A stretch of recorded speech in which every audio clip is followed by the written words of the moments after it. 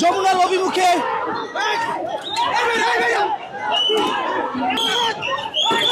অভিমুখে যে পদযাত্রা করেছে এবং যমুনা ঘেরাও যে কর্মসূচি, সেখানে কিন্তু বাম জোটের যারা রয়েছেন তারা যখনই কাকরাইল পর্যন্ত এসেছেন তখনই কিন্তু পুলিশের বাধা উপেক্ষা করে যখন যমুনার দিকে অগ্রসর হচ্ছে তখনই কিন্তু পুলিশের লাঠিচার্জ আপনারা দেখতে পেয়েছেন।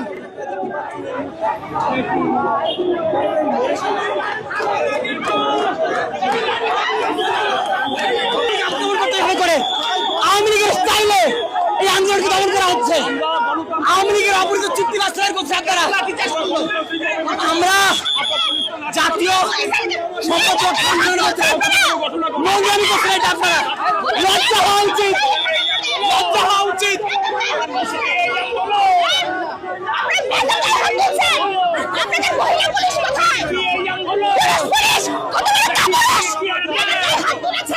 চট্টগ্রাম বন্দর ডিপিসিদের কাছে ইজারা দিচ্ছিল, তার বিরুদ্ধে আমরা যমুনা অভিমুখে বিক্ষোভ করছিলাম।